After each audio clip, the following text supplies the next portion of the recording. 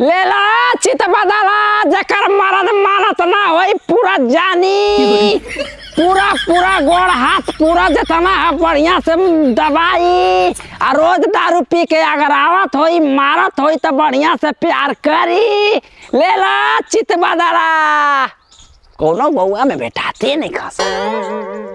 आ बैठाते नहीं खिस मैं जना तो दोपहरिया में कबाड़ी दे दे के बंद अच्छा कोनो बात ना है लेला चित बदला जेकर मारत रोज रोज दारू पियत होई मारत होई थुरत होई एक सेकेंड में ठीक हो जाई पूरा पूरा मानी पूरा तहन लोग के जानी लेला लाइल बानी चित बदला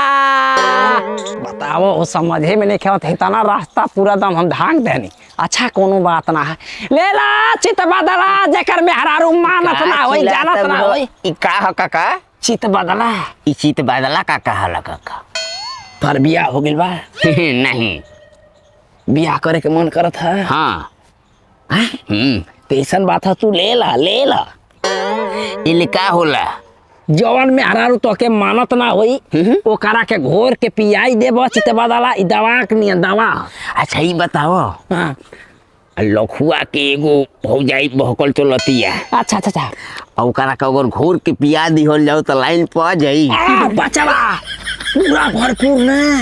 भरपूर आ जाई ले ले पट जाई जवन कहबे तवन करी तू कहबे ना कि हमार गोड़वा के धोनमा पूरा धो के पी जा तो तू समझ के गोड़वा के धोनमा पी जाई ये तना पावर है चित बदला में कैसे लीटर देबे लो अरे लीटर ना रे बबुआ ई समझ के देखई के रही घून भर आ एके आली मचाई पूरा सोर धून भर ठीक है लेबे के बाद दे दो काका बड़ा काम को जाई कितना 500 बड़ा बच्चों मेहनत से ही बाटे बहुत ही दवा से भी दवा बा समझला ना कोई अभी तो ला जाला इकुल के बाद समझला ना कोई से कहिया जाने इकुल बात समझला ई सही बताओ तो हमरा से हाँ पट जाई अब मन कर दे तो तुम्हें का ढक्कन मार लिया फिर तोहरो करा और माया उड़ी जाए लगी ये अबे वो नहीं से बना तो 20 जाए लगी 20 गाजर हाँ लेबे के बाकी नहीं खेलेबे के हमरा जाए के बहुत अबे बेचे किने के बा देखो काका बहुत भाग से तू भेटाइल बड़ो ऐसन आदमी हम ना भेटाई रही हम कितना दिन से देखो अपन दिल में बसा के रखले तो हर बिजली के तार जौन बा ना कनेक्शन चट के पकड़ ले ठीक है एला चित बदला जेकर में हरारू मानत ना होई जेकर मारत जानत ना होई रुकिया हो आवतनी ए चित बदला हां आवा चित बदला ले ले बनी हां ले बनी खताना में दे तने पहले छोड़ा ना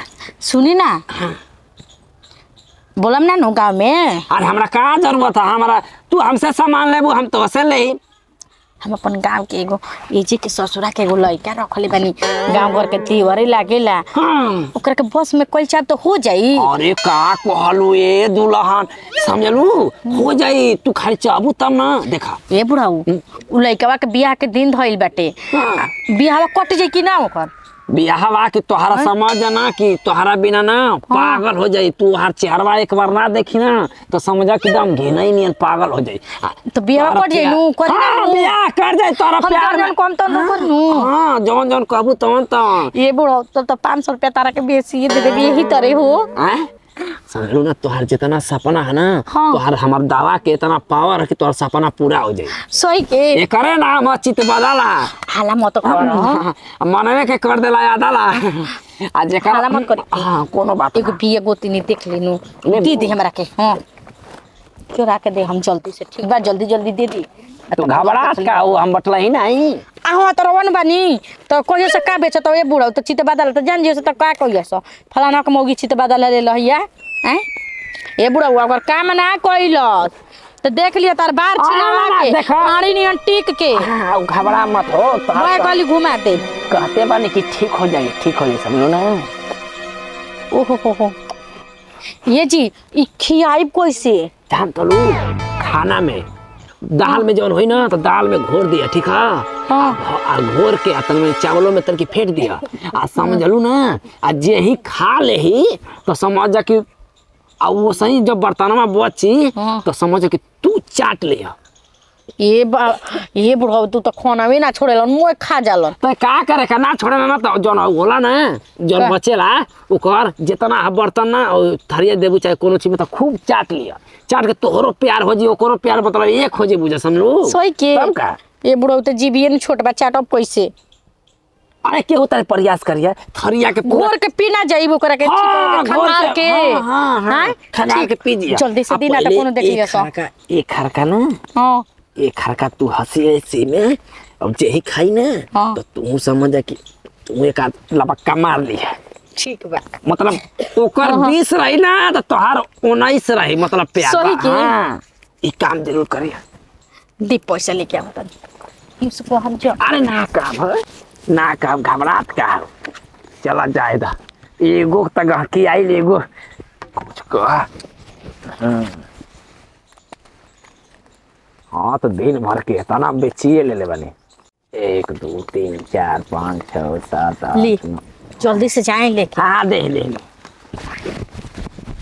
को रुपया देता लोग 500 अरे नहीं 500 में ना हो काम हो जाए तो बाद में आई तो देते बराबर नहीं देखा 100 रुपया और दे दा देख ले ला 150 टके दे 600 रुपया ले लेनी रहुआ हमारा देखा 800 का बेची ना 200 रुपया बाकी रही थी वाह अब बकाया से काहे ना रही जना नहीं हम द्वारी पे मत आई ए केतनो ना जाइबू ना दवाई केतनो क लेबू केतनो काम हो जाइनु तो अगले बार में आई तो देहब रहुआ के पक्का ना पक्का हाँ ठीक ली तब हमारा तरफ से खुशी से ठीक बा काम हो जाओ ठीक जुग जुग जिया सारे ठीक हो जाए। प्यार बना रहो जब सपना में सोचबू तो ना अपना हो जा कोनो बात ना लिया ए चित बादला लेला चित बादला जेका ससुर मानत ना होई के जेका सास मानत ना होई लेला चित बादला का बेचता रहो? सास माने ले हमार सास ससुर सब मान ले लेकिन ई चित बतला बेचत काहे बड़ा गली गली घूम के?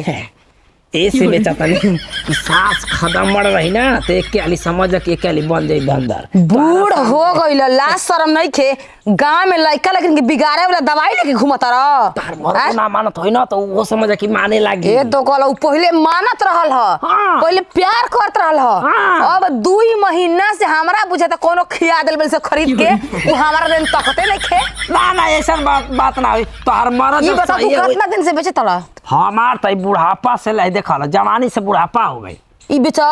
तब का ये हमार धंधा है ये हमार रोजी है हमारे ये पूरा समझ कि हमार पेट अच्छा चल ई गांव में के खरीदले बा? हां अब के हम बताई हमारा याद रही कि ले ले बा हमारा के ले ले बुझाता ई नतिया बेचे और चित बदली हमर मर्दा के कोनो खिया देले बाड़ी सब इस नतिया ना घरे रहता ना हमसे बोलता ए बहनी ले ला अरे बाप रे बाप अरे माया ए बहनी काहे हो तू काहे बेचता रहा? काहे अरे हमारा काम है बेचल तोरा काम है ए बहनी कान पकड़ काट के बाद ना बेचल चित बदली ए बहनी ऐसा काहे कहत काहे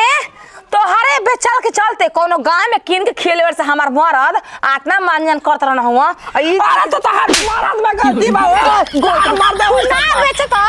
तू ना बेचता तो काहे हमार मर्द किन के खेत काहे खेत के हमार मर्द के जर हमके मार तो तोर बाप पर मर्दा के मारिया अरे बाप रे ये देखा ई बहुत हजार के रोजी रोटी अरे घर बर्बाद हो गई। हम कहतानी कि का भइल बे ये दादा का भइल बे इसको ताकत में घर पलट के हम कह देने कि तू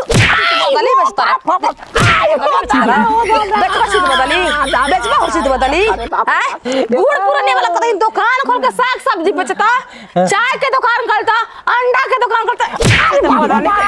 ए भाई बदली के दुकान से बेचारी तोरा दी अंडा हम पे गई मैं कहिए ले इंतजार करता नहीं हो अरे बाप रे बाप कि कौन दुकान गांव में तो पता लगा रहा है एक दिन हमरा तो बूढ़ कौन हो तो चित बदली बेचे लेकिन हम के अरे भाई ए तारा आज के बाद अरे गांव में ना आए देता देम ना तू जा ई रही तो जरूर ई गांव में नहीं बा फिर दूसर गांव में बेचे जाइबा फिर दूसर के जिंदगी खराब होई जैसे हमार जिंदगी खराब होई दिन भर रामा शंकर भो घरे पड़ा रहता रहती तो गाला हमर मरद राम शंकरा बोल हाँ। तब मरद के तू छान के बाद काहे छूटा छोड़े बार हमार मर्दा गाय भैंस ह हमार मर्दा हे तो निकल हे तो बुरा निकल निकल निकल झोला लेबा तू कतना के बेचला दिन भर में ओरे हाय पैसा देख ए भाई देखा दे दा पैसा दे दे तनी काहे से कि मेहनत कर गली कर लेकिन हाई ना जो सामान तू ले ले वाला झोला में निकाल बा आ दटवा दे दा ना निकल आई दा अरे बाबा जल्दी निकल बतावा हई बूढ़ अरे बाप इतना तो सुन ले कि गोदना जन गोदे आवेली स ना ऊ चित बदली ले रहल स लेकिन हई बुढ़वा छिनरा के लाज बा हैं कि लेके घुमाता चित बदली पहुंचा तनी राम शंकरा बो के घर रे उहे हमरा मरद के कुछ खियले बिया चल